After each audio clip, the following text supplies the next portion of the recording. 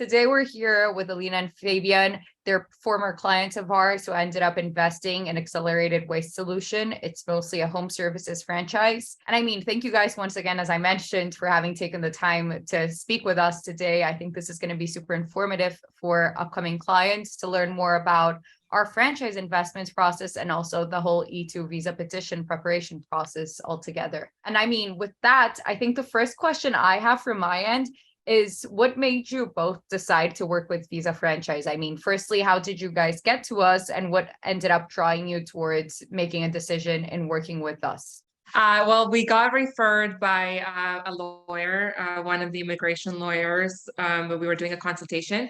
And to be honest, prior to starting with Visa Franchise, we were already maybe about 6 months or more out in trying to find a franchise on our own.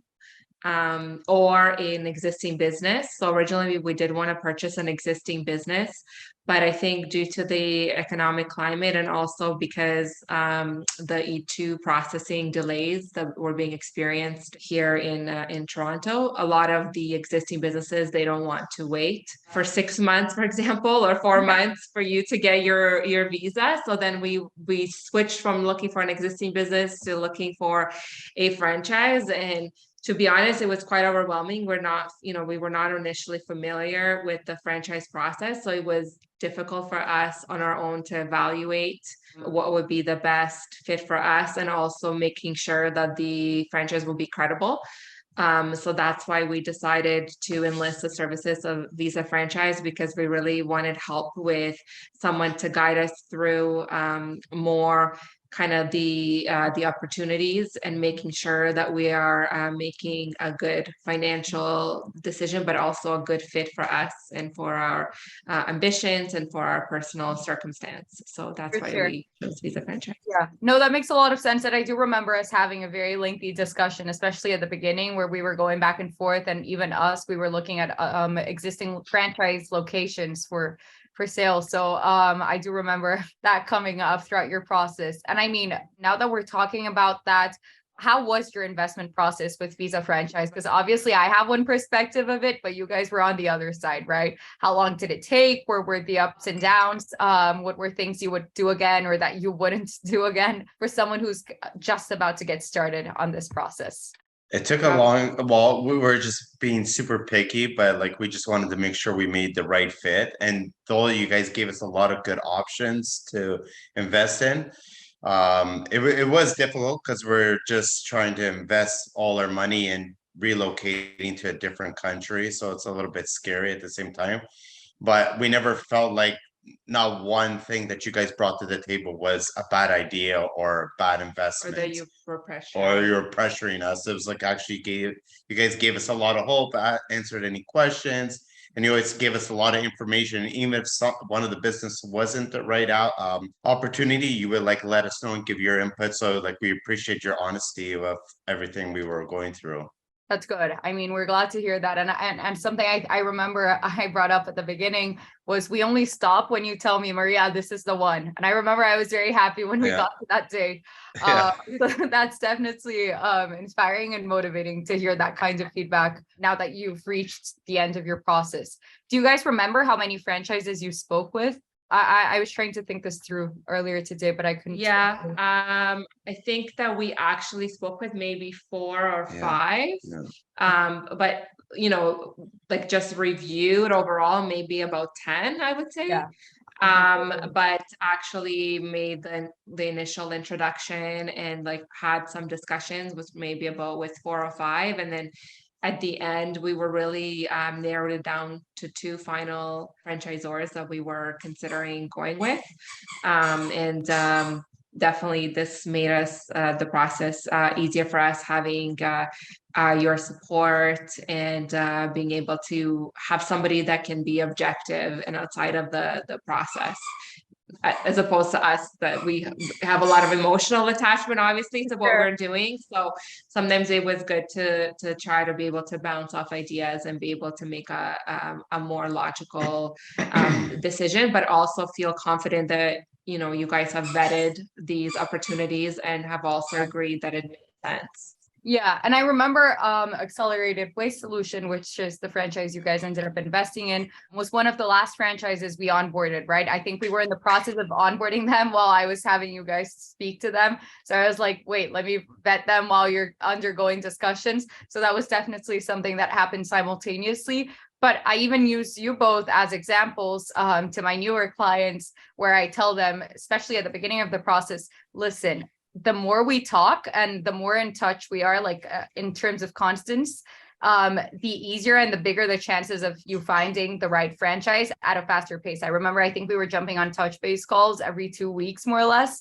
And you guys were very responsive in terms of whenever we checked in, you guys would tell us what your thoughts were or where you were at.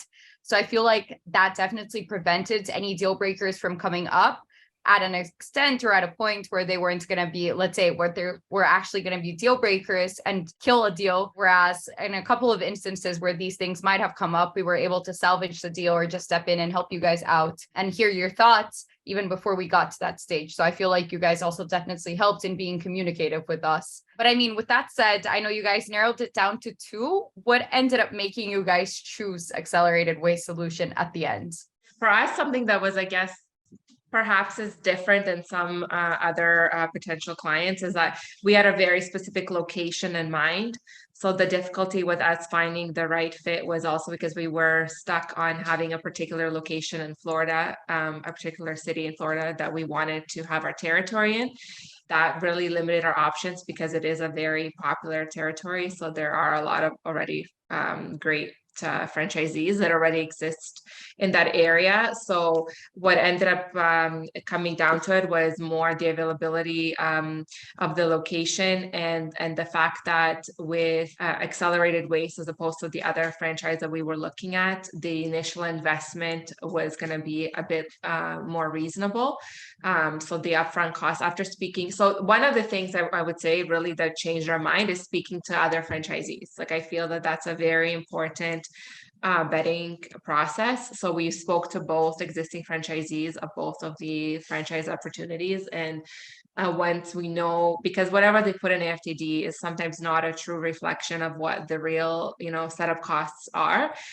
So once we realized that for the one that we didn't go with, that the initial setup costs are going to be much higher. Yeah. For us in the beginning, and also that there will be some, maybe a longer term challenge about setting it up, where with the Accelerated Waste franchise, it will be less cost and it will be faster setting it up. Plus, we really like that their head office is located in Tampa, which is very close to the location of where we are in Sarasota. So we really like the idea of having that proximity to the franchisor and being able to get that one-on-one support because we're new to being a franchisee. So that's what really made our decision, would you say? Yeah, I would say out of all the businesses that we looked at, all the franchisees had nothing bad to say about the owners of the company of AWS. So it's like it was good to hear all the stories and not like one bad review, nothing negative, very supportive. So it was like a slam dunk right there for us. When you hear that, it's just like, you just get that reassurance of like, okay, we're making a right decision. For sure. And I feel like it's helpful if you know that you're going into a community that's strong and that sees, let's say, the franchisor, who would be the person guiding you guys throughout this whole franchise setup. And then obviously the initial years in terms of the process, that's like admired and respected, right, by other franchisees. How many franchisees did you guys speak with? Do you remember? We spoke with four. Four, yeah. Yeah, that's what we recommend to clients. And then were they all open about their financials? Yeah, very open. I talk to them on a regular. Still, I haven't met them yet, but like we go back and forth, we call all the time. So we almost got like a bond with each other. That's good. I mean, and I feel like that gives you guys some confidence as well going into the market, right? If you know you have the support of other franchisees. And I mean, I do have one quick follow-up question in terms of that. I know you guys, the franchisor is located in Tampa, which is close by to Sarasota, but are there any existing franchisees in the same, not necessarily the same territory, but in the same city or in proximity to where you're developing? No. Okay. No. So that's the other thing that we liked as well, is that, we have the opportunity to basically, I would say, own the West coast, if we want to. So our plans are eventually to expand further south. So there are some franchisees that are north of us. And there are some on the East Coast, but nobody on the West Coast, which was another great advantage that we Yeah. felt was, an added bonus that we will be able to have the opportunity to expand in the near future if all goes well. Of course. No, that makes a lot of sense. And then, I mean, now switching a bit from the franchise investment process to the E2 visa petition process. I know you guys are applying in Toronto, but how is your E2 visa application coming along? And can you talk a bit about how that process went for you guys once you signed the franchise agreement and made the initial investment? Honestly, I feel like it's been very tedious. I would say it's not an easy process whatsoever. I feel like there's a lot of red tape. There's a lot of documents, like things that we wouldn't even think of. For example, the birth certificate of my daughter that we had since she was born wasn't good enough. So we had to order a new one that was more up to the standards of what was required for the application. So there's a lot of surprises, I guess, along the ways of how meticulous the documentation has to be and how long it takes. It also took us quite some time to write the business plan. Very overwhelming. Yeah, it is overwhelming. And just to be able to kind of gather everything and put it all together. So, I don't think anybody going into this process should assume that it's going to be an easy road, but it is doable. And I think as long as you keep in touch and you have, either if you're doing it on your own, that if you know what you're doing, but if you have a good immigration lawyer as well that's supporting you and walking you through the steps. Like we had our immigration lawyer on speed dial, to be honest. I was bothering him all the time. So, but he didn't seem to mind all the questions that we have. And just to add one more thing, like we are very much by the book people, to be honest. Like we're not into cutting corners or anything like that. So for us, we really want to do it exactly right. We want to do everything, document the trail and be sure that it's done correctly, because we don't want to avoid, have any chance of being declined or anything like that. So definitely it's been tedious, but it's doable. And now that we've done it, to be honest, I'm not sure I would want even a lawyer when we do our renewal, because now I kind of know what to do and exactly what's expected. So I can probably replicate that going forward. For sure. No, and that makes a lot of sense. And I mean, it's what we always tell clients: when you're submitting your petition, you want to have that feeling that you did everything you could as well as possible to ensure an approval, so that in the, let's say, very rare occasion that a denial comes, at least you know that like the chances, you did everything you could to minimize those chances. So I definitely think I really liked working with you guys because of that. I always felt confident moving forward. And then, did you guys use an immigration attorney and a franchise attorney, or did your immigration attorney do franchise work in-house as well? We did both. We did both. Okay. Okay. Yeah, we had the immigration attorney help us with the completion of the immigration documents, and we had a franchise. To be honest, we used the franchise attorney quite minimally. We just had him because the reality is with most franchise agreements, they're not super open to modifying them. So it's really more, we were looking for, are there any red flags? Are there anything that we need to be concerned about that's in this agreement that's either not standard or that could be potentially an issue? So we had him really focus on that. And then once we've identified ourselves, we also spend our own time. We also, like I recommend to other clients, don't just rely on the lawyers to read everything for you. Definitely read it yourself. Even if you think you're not going to understand the language, you will.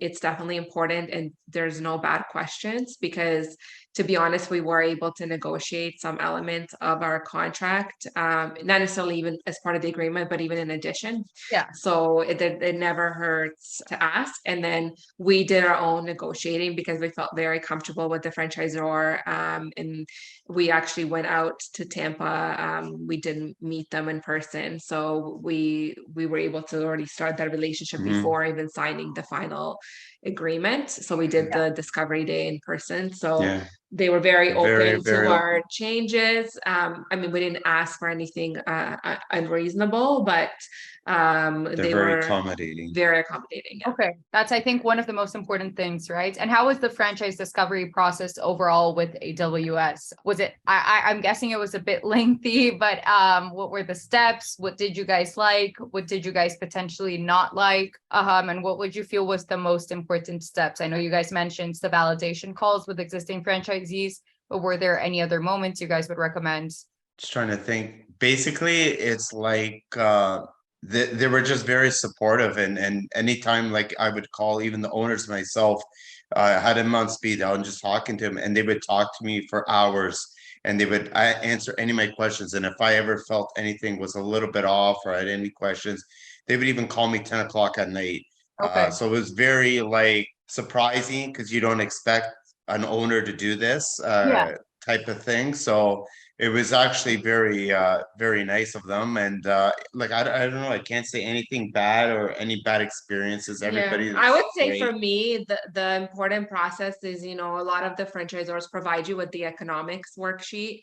And, you could tend to be pretty, lazy in putting that together. But I found that actually taking the time to put that together and getting some input from the other franchisees to really make sure that the opportunity is going to make financial sense is really worthwhile to do that. Plus, it already helps you with your business plan because you have to do it anyways for your business plan. Yeah. So I found spending the time to really understand the economics and the profitability model and the expenses and what makes sense as part of the process, in addition to speaking with the franchisees, and also really going out and, if possible, meeting the franchisor in person for the discovery day, which is what we did. We met their team, we met them.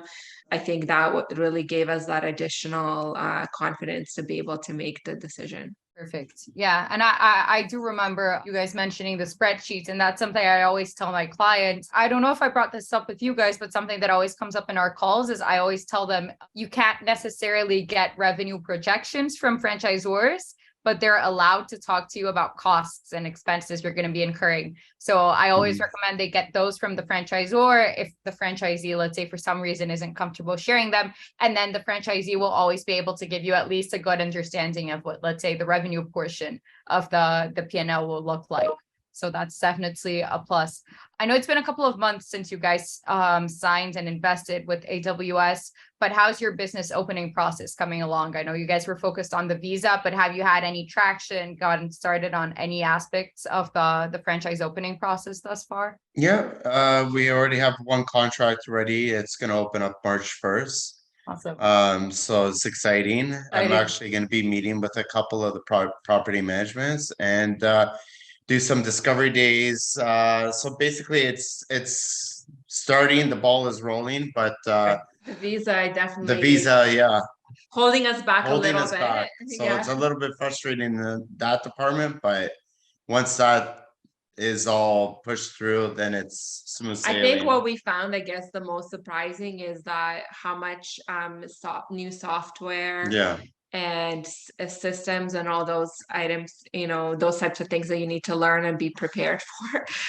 We didn't expect to have to, we A knew lot of something like technical QuickBooks, for example, we're going to need to be utilizing, and there's going to be some CRM tools and things like that, but there's definitely a lot more. So in one way it's overwhelming, but on the other way it's also reassuring that it is a franchise that has a lot of systems in place that allow Very us to be organized. organized and be successful. So I think that's something that we've been focusing on, is trying to understand all the systems, being able to prepare for the opening. So that's kind of what we've been focusing on. We haven't yet fully switched to the hiring process yet, but of course, as part of the E2 process, we had to make a significant investment. So we already purchased a vehicle, we purchased some inventory items, we rented a meeting space, all those types of elements. We got all of our business licenses. So all of those steps have You been guys are all set, completed. pretty much. Yeah, pretty Yeah. much. All you Yeah. need is the visa. We just need Yeah. to hire We just people need to hire some and people. That's it. we can open, yes. Okay. Did you guys go through training with the franchisor, or are you waiting to get your visa approved before doing that? No, I started all the training. I've been doing training since December. Oh, wow. And Cool. then at the end of this month is an in-house training for Okay. 1 week. So we go through everything like a crash course, and then that's it. The graduates. I literally finished my course, and March 1st is beginning first day. Started. Okay. That's very exciting. And I mean, I feel like it's reassuring because you guys, the way you've told me how everything has been prepared, it feels like the franchisor is also very on top of making sure that everything is up and running even before the launch date, which is definitely a plus and not something we've seen in not necessarily franchises we've worked with in the past, but definitely a couple of ones that we've spoken to. And I mean, I think that kind of leads me into my last question, which would be if you guys could share any additional tips or guidance with new investors, what would you be telling them, or what would you tell them to do or to not do in that case? Well, Don't ever settle. yeah, I would say don't settle. I think it depends about your circumstance. Like if your intent is just to get any kind of business and just to basically get your foot in the door to get into the US, that's different. But if you actually want to invest in a business that's going to provide you a viable income and It's out there. sustain your family or your future, there are definitely options out there, but you really need to do your research, definitely talk to other franchisees, definitely do the economic spreadsheet, like I said, make sure you're comfortable with the franchisor. I think even meeting people over Zoom is maybe not the same as meeting them in person. So if you have the opportunity to go out and do the discovery day in person, that's very key. I guess what not to do is maybe that we took longer, I guess. Well, like I than said, we expected didn't to make a want to settle. decision, We but didn't want to settle. I guess maybe don't over analyze, like just make sure you have the right steps in place and the right confidence in place to be able to move forward with your decision. Perfect. And I mean, thank you so much once again for your time, as well as for sharing all of your experiences with our upcoming clients or prospective clients. We wish you guys the best of luck, both with your E2 visa petition, as well as with your franchise opening process.